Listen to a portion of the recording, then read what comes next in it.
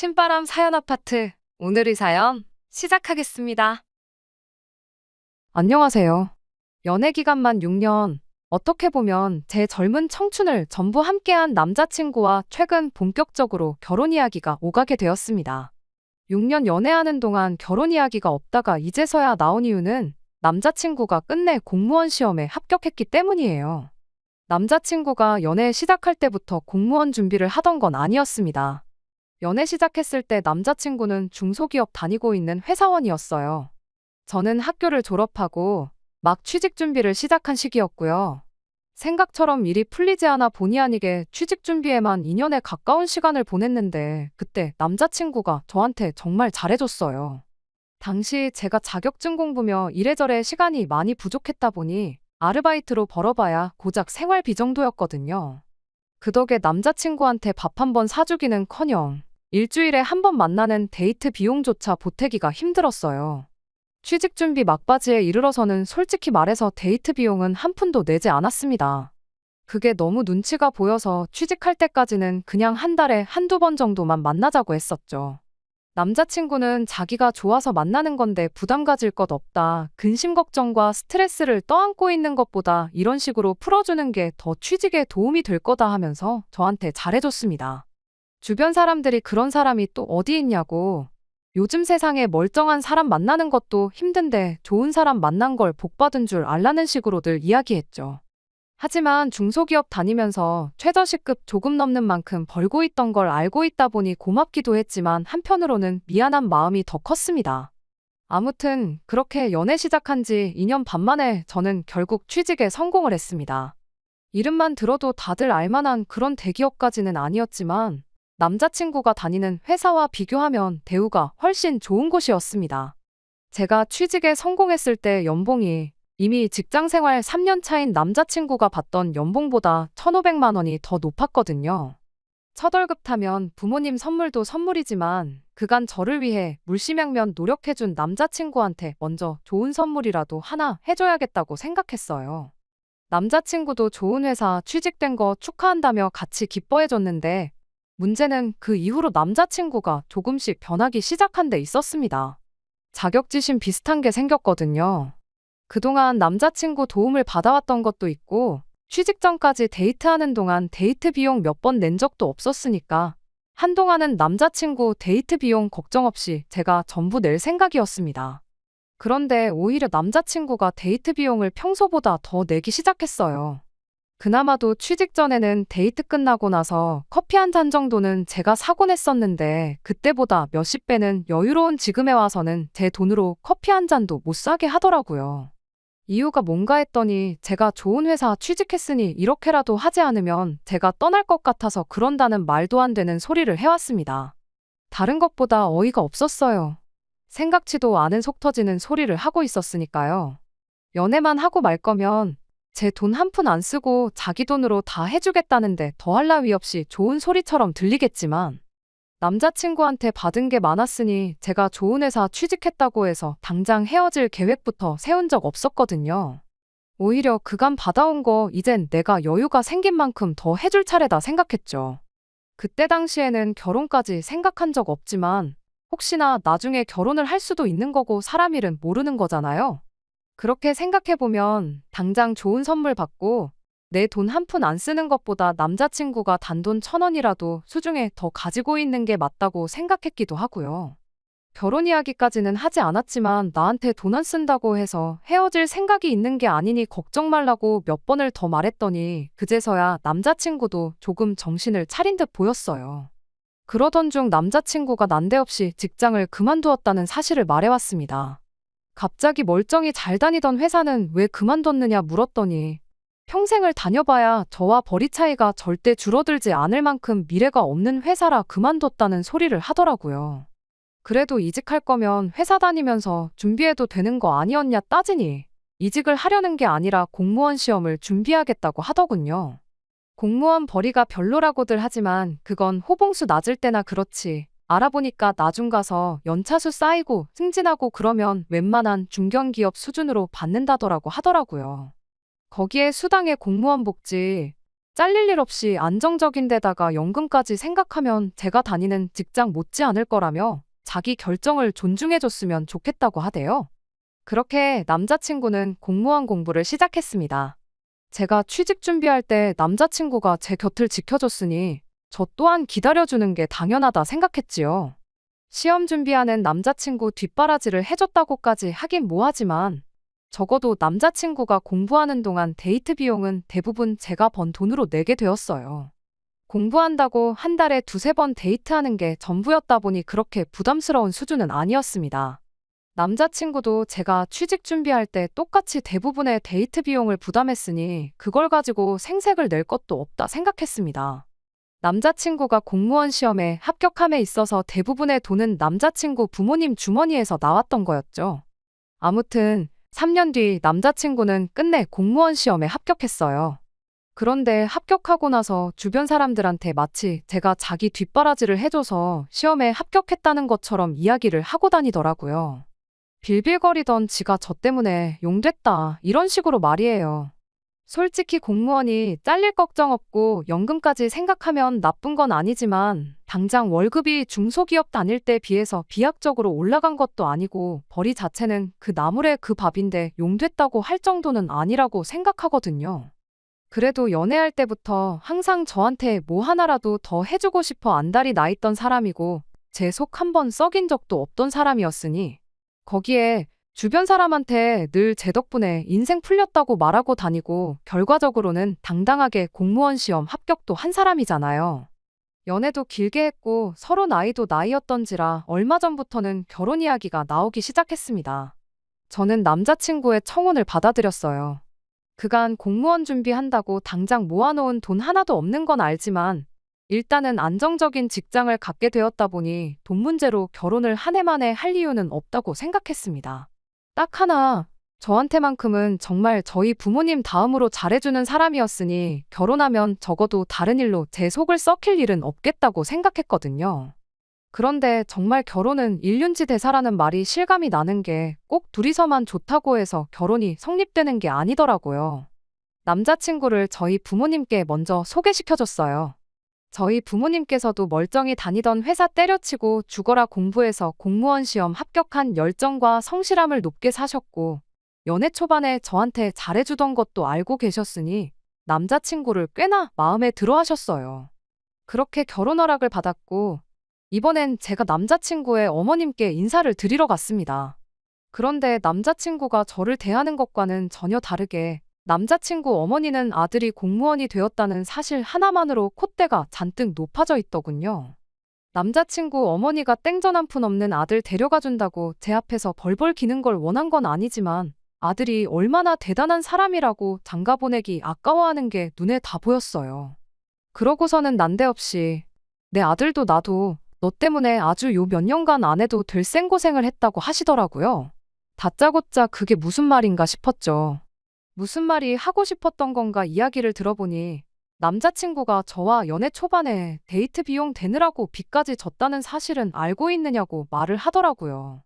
남자친구가 회사 다니면서 만들었던 마이너스 통장이 있는데 저 때문에 자기 아들이 빚을 내가면서 데이트 비용을 내게 만들지 않았냐고 하는 거예요. 데이트 비용을 남자친구가 대부분 냈던 건 사실이지만 많아야 일주일에 한 번 보던 게 전부였는데 얼마 되도 않는 월급 받는 건 알고 있었지만 데이트할 때마다 50만 원씩 쓰고 그런 적은 한 번도 없었는데 뭔 소리를 하는 건가 싶었죠. 아무튼 남자친구가 회사를 그만두게 되면서 은행에서 퇴직 사실을 알고 마이너스 통장을 강제로 닫아버렸는데 그때 갚을 돈이 남아있었나 봅니다. 직장 그만두고 시험 공부 시작한 남자친구가 돈이 어디 있었겠어요. 그래서 결국 부모님 손을 벌리게 되었던 거고 남자친구가 공부하는 동안은 자기 돈이 아니라 100% 부모님 돈으로 공부를 했던 거더라고요. 어머님 말은 저 때문에 남자친구가 빚까지 생기고 당신들은 난데없이 자식 시험 공부 뒷바라지를 해줘야 했다면서 학원 보내고 공부시키는데 든 비용이 몇 천만 원은 된다고 그게 따지고 보면 전부 저 때문에 그 고생을 했다고 말하고 싶었던 거죠. 데이트 비용이라고 해봐야 정말 하루에 많이 써봐야 5만 원 정도였는데 빚까지 졌으면 그건 저 때문이 아니라 남자친구가 돈 관리 똑바로 못하고 자기 쓰고 싶은데 써서 그런 게 분명할진데 왜 그 이유를 저한테서 찾는지 정말 어이가 없었습니다. 솔직히 남자친구가 공무원 돼서 제가 좋은 게 뭐가 있나요? 아들이 최저시급 겨우 받는 중소기업 다니다가 7급 공무원으로 신분 상승했으면 제가 아니라 자식 앞길 잘 풀린 부모님이 더 좋은 거 아니겠나요?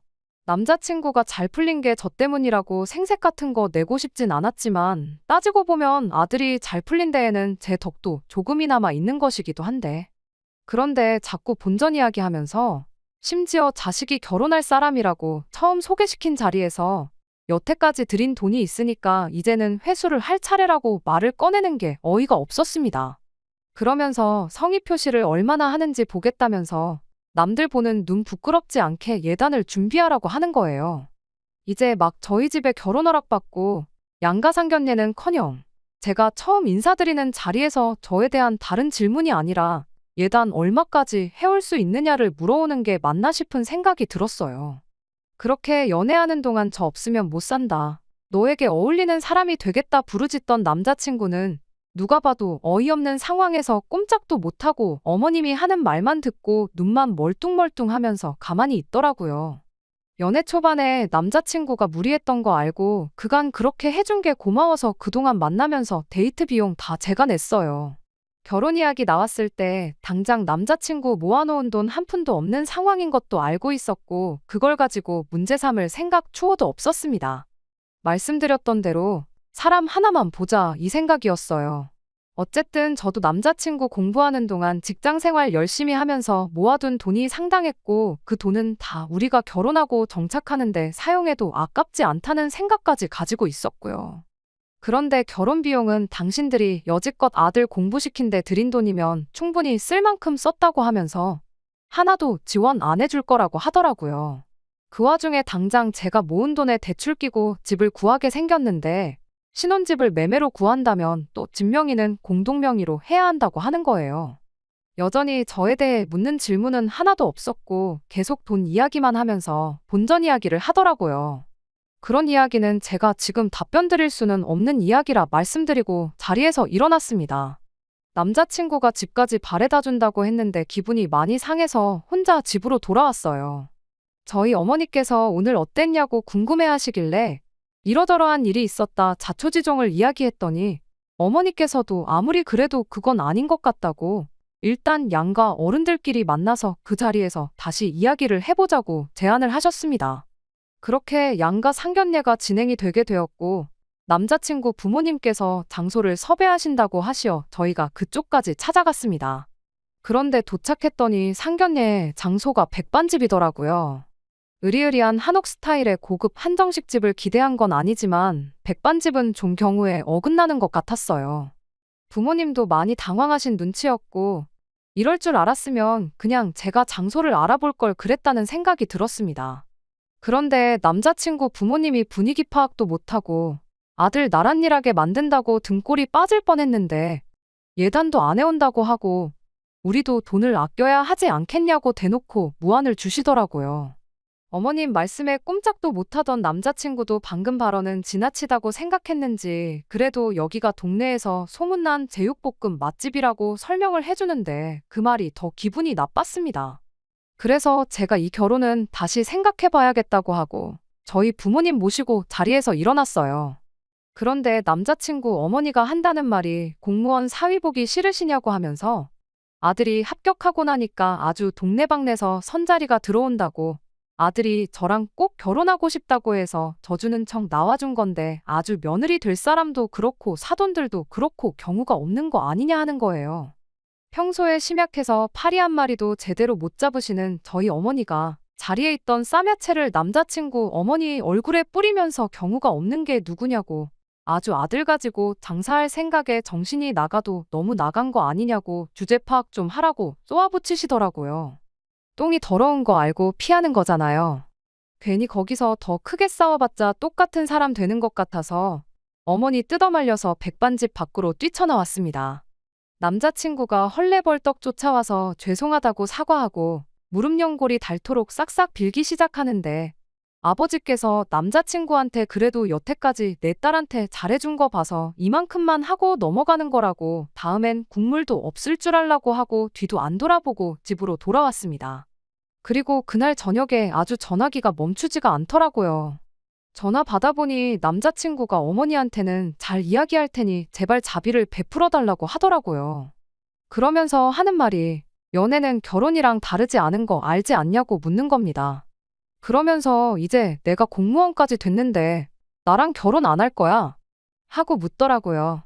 그런데 그 말이 사과를 하는 게 아니라 너 내가 공무원인데 이제 와서 나 놓칠 거야? 하는 말로 들리더라고요. 여태까지 공부하는 동안 기다려주고 그것도 모자라 데이트 비용까지 다 내줘가면서 연애를 계속 이어왔으니 제가 무슨 자기 공무원 되기를 엄청 바라고 기대했던 사람으로 생각했나 봐요. 알고 보니 남자친구도 지 엄마랑 똑같은 사상을 가지고 있던 놈이었던 거죠. 내가 파혼 못할 줄 알고 그러는 거냐고. 애초에 첫 만남 때부터 어머님이 나한테 한 거 생각해보면 진작에 처음부터 오빠가 중간 역할도 똑바로 못하는 사람이라는 게 답이 딱 나왔는데 결혼하면 오빠네 집에서 나를 어떻게 대할지 내 인생 꼬이는 게 눈에 뻔히 보인다고 한마디 해줬어요. 어차피 지금 파혼 안 하면 나중 가서 이혼할 게 뻔한데 이혼녀 되는 거보다 파혼하는 게 낫지 않겠냐고 하고 2번 다시 연락하지 말라고 했습니다. 처음에는 정말 지가 뭐라도 되는 줄 알고 큰 소리까지 치면서 네가 설마 연락 안 하고 백이겠냐는 식으로 나오더라고요. 그래서 제가 진짜 연락 한 통 하지 않고 가만히 있었더니 며칠 지나 다시 저희 집 앞에 찾아와서는 또 무릎까지 꿇어가며 저한테 싹싹 빌더라고요. 남자가 돼서 그렇게 쉽게 꿇을 무릎이었으면 진작에 좀 잘하지 그랬냐고 그냥 그 잘난 나란 일 하면서 공무원 되느라 들어간 비용까지 다 해올 수 있는 정신 나간 여자 찾아서 결혼하라고 했어요. 선자리도 많다는데 왜 나한테 집착하냐고 엄마 마음에 쏙 드는 입맛대로 해달라는 거 다 해가지고 올 그런 결혼 상대 골라서 그 사람하고 행복하게 잘 살라고 해줬어요. 그래도 너 아니면 안 되겠다고 하면서 자꾸 들러붙길래 아버지한테 전화하는 척을 했더니 그때 아버지가 이번만 그냥 넘어간다고 하신 말씀이 기억이 났는가 보더라고요. 전화기에 다 대고 아빠라고 한마디 하자마자 자리에서 벌떡 일어나서 꽁지가 빠지게 달아나더라고요. 그 뒤로는 더 이상 찾아오지도 않고 그렇게 안전이별했습니다. 6년 길게 만났기 때문에 아쉬운 부분이 전혀 없는 건 아니에요.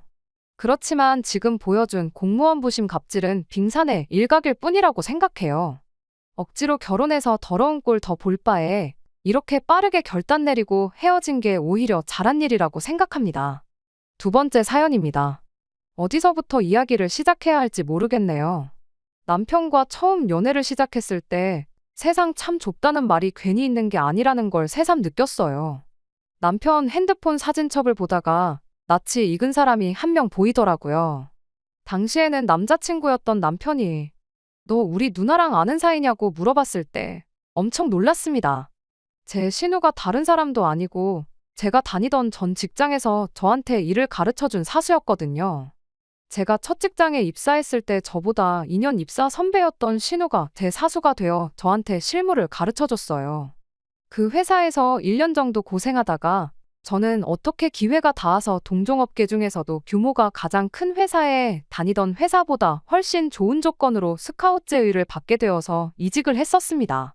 사수였던 신우도 그때는 저한테 좋은 기회가 찾아온 거라고 거기 가서도 내 밑에서 했던 것처럼만 하면 잘 풀릴 거라면서 응원해줬고 이직하고도 자주 연락하면서 지내자고 했었어요.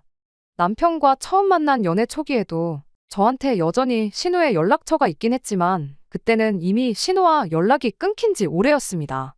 아무리 회사에서 사수 부사수 관계였다고 해도 그저 직장 동료의 관계였지 그 이상도 그 이하도 아니었거든요. 회사에서야 계속 붙어 있었지만 집에 가면 서로 뭐 하는지 모르는 그런 대면대면한 관계였어요. 그렇게 저도 이직 후에 회사에 적응하는데 정신이 없고 일도 훨씬 바빠지고 신우는 신우대로 바빴을 테니까 가끔가다 한 번씩 잘 지내냐 주고받던 안부 연락도 자연스럽게 끊어지게 되었죠. 그런데 이렇게 남자친구의 누나로 다시 만나게 되었으니 새삼 세상이 참 좁다는 말이 와닿더라고요. 남편도 어떻게 이럴 수가 있냐며 그 당시에 정말 신기해했어요. 그 사실을 알게 된 그 주 주말에 곧바로 신우랑 해서 셋이 만나는 자리를 만들게 되었습니다. 벌써 몇 년이나 지나서 다시 만나게 된 인연이다 보니 오랜만에 만나서 반갑다기보다는 어색한 기분이 더 컸어요. 그렇다 보니 신우와 재회한 첫 만남 이후로는 그렇게 셋이서 자주 만날 일은 없었습니다. 남편은 남편 나름대로 제가 신우랑 이미 서로 알던 사이라는 부분이 참 좋았나 봐요.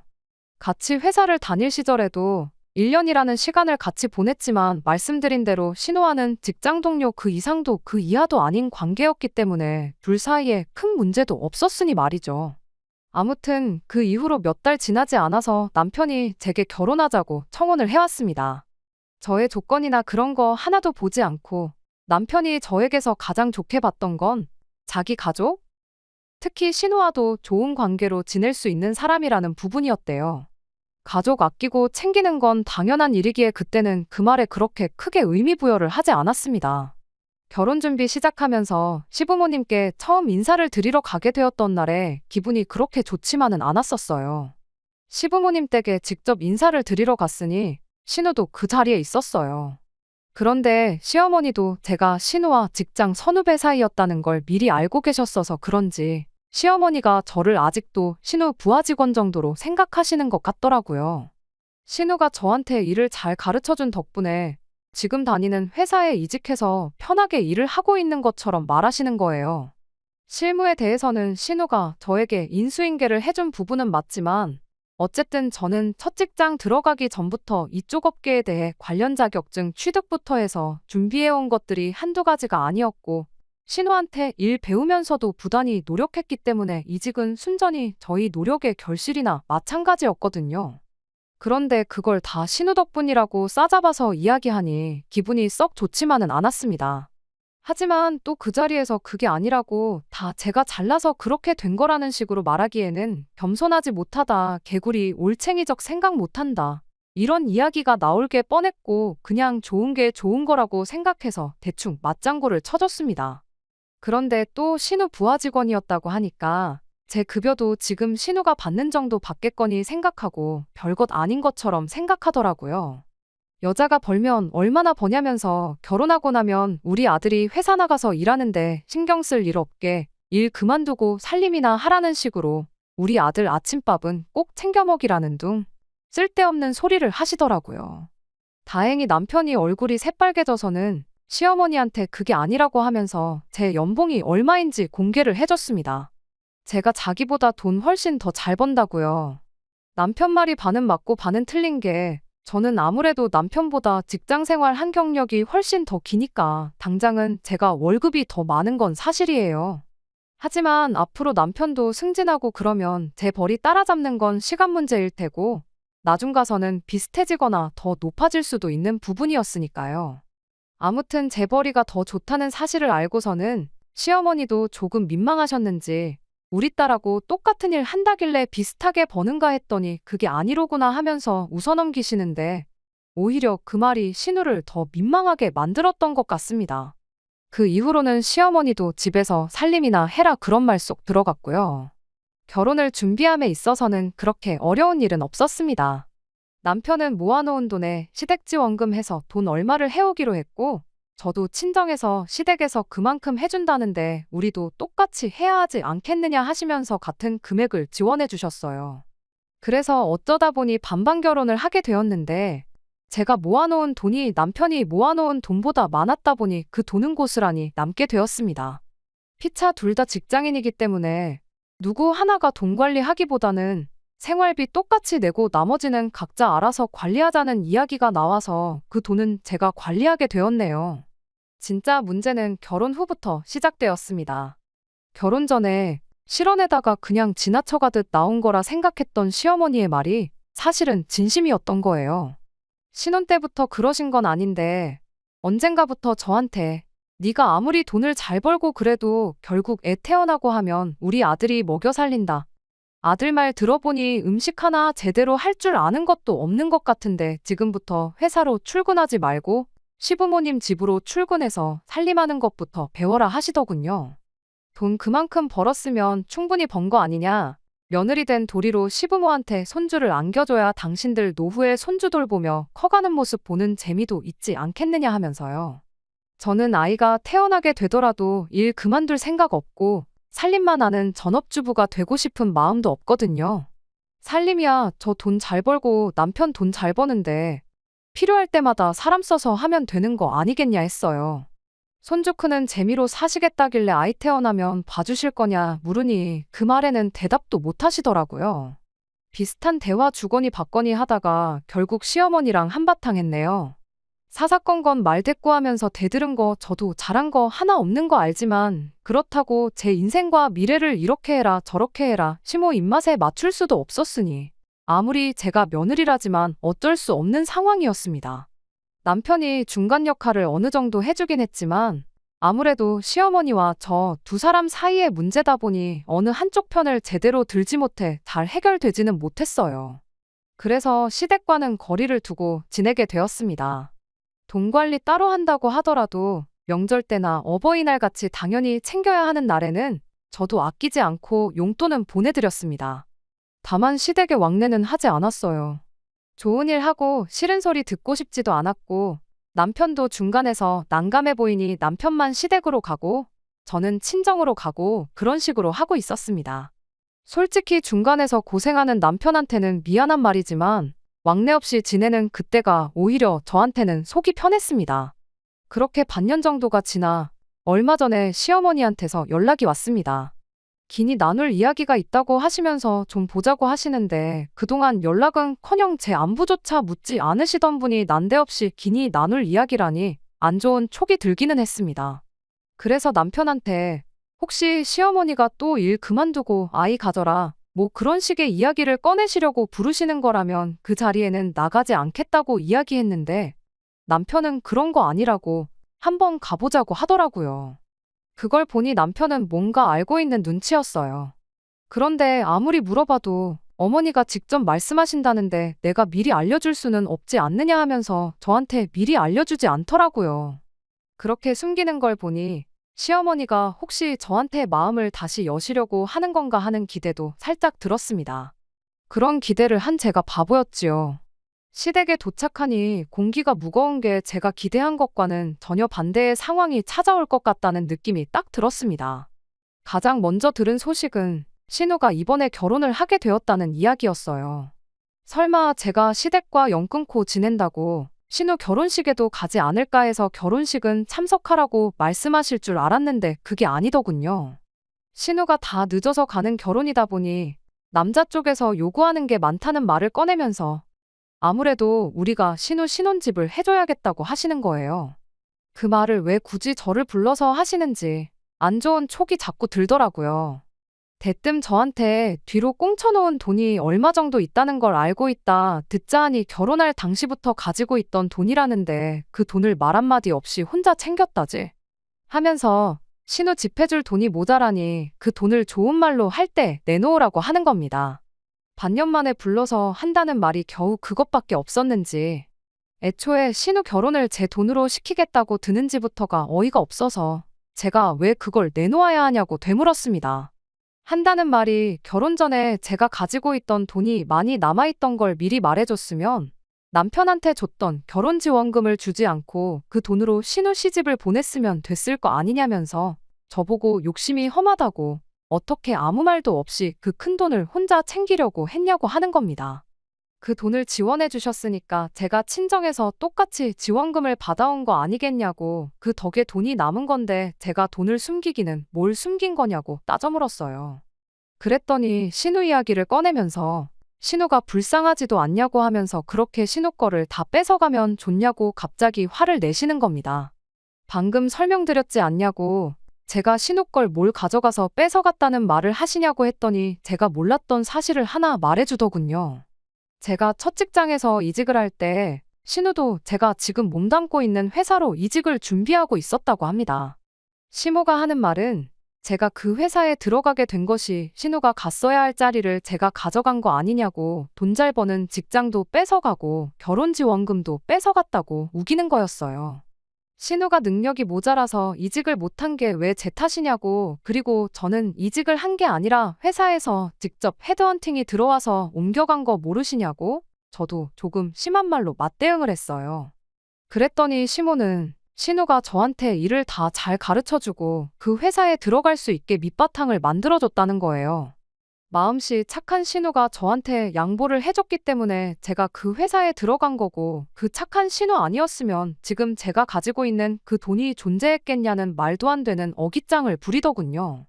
그때는 남편도 모르고 아예 남남이었던 신우인데 그 자리를 저한테 양보했다고 우기고 있으니 어이가 없더군요.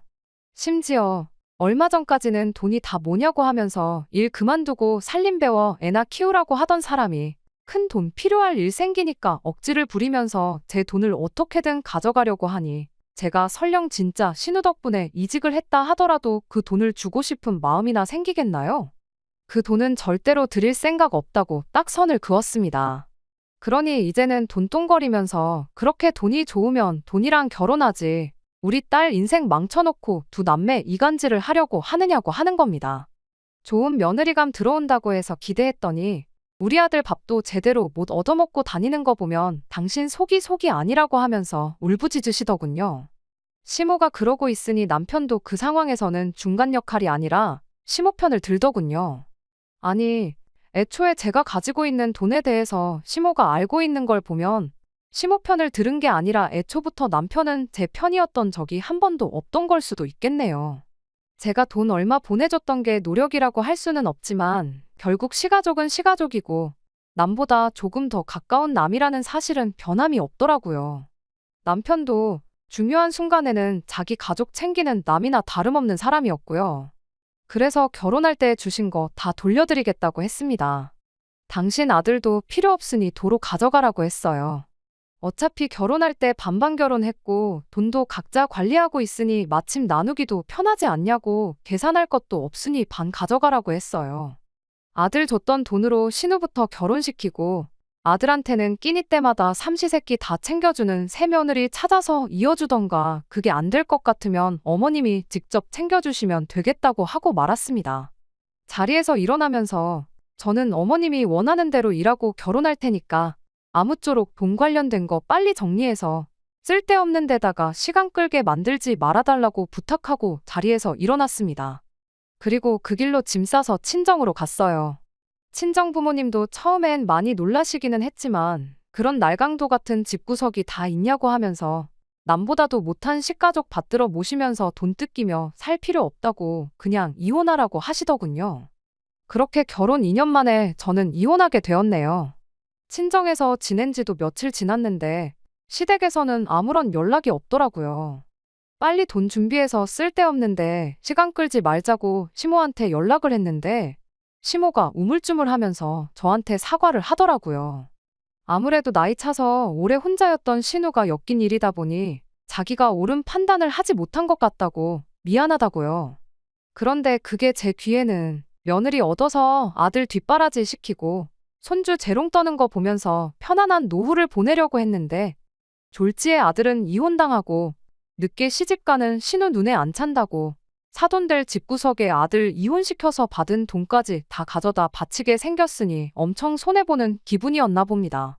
거기에 졸지에 다 늦어서 손주는커녕 반품받은 아들 삼시세끼 밥 차려주면서 다시 뒷바라지 해줄 생각을 하니 못 해먹겠다. 그러니까 돌아와달라. 그런 소리로밖에 들리지가 않았어요. 뭘 그러시냐고. 이거 다 어머님이 원하는 대로 된 거 아니냐고. 저는 제 마음 똘릴 생각 없으니까 빨리빨리 해달라고 그랬어요. 저도 제 삶이 있기 때문에 늦어진다고 느껴지면 저도 돈 아깝고 시간 아까워서 그러고 싶지는 않은데 변호사 알아보고 해야 한다고요. 위자료까지 뜯기기는 싫은지 그 뒤로부터 시모로부터는 아무 연락도 없더라고요. 그 와중에 저 몰래 시모랑 신우 책임져 주려던 남편은 제 마음 돌려보려 연락 한 통 없더라고요. 그렇게 돌려받을 거 돌려받고 2년 만에 결혼 생활 다 쫑나게 되었습니다. 제가 먼저 사과할 일도 아니었고 자기 좋을 대로만 생각하고 억지 부리는 집구석에 버티고 있어봤자 이것보다 더한 꼴만 볼 것 같아서 차라리 하루빨리 손 털고 이혼한 게 잘한 일이라고 생각합니다. 이혼의 후회는 하나도 없어요. 신우도 그동안 저한테 친한 척 하면서 얼마나 속이 쓰렸겠어요. 괜히 저 보면서 열등감 느낄 필요도 없고 모두에게 잘 된 거 아닌가 합니다. 남들이 다 하기 때문에 해야 하는 결혼이라면 차라리 안 하는 게 나은 것 같네요. 제가 하고 싶은 일 하면서 남 눈치 안 보고 지내는 게 최고가 아닌가 싶어요. 끝까지 들어주셔서 감사합니다. 오늘의 사연은 여기까지입니다. 구독과 좋아요, 알람 설정 부탁드리고 더 좋은 사연으로 다시 찾아뵙겠습니다. 감사합니다.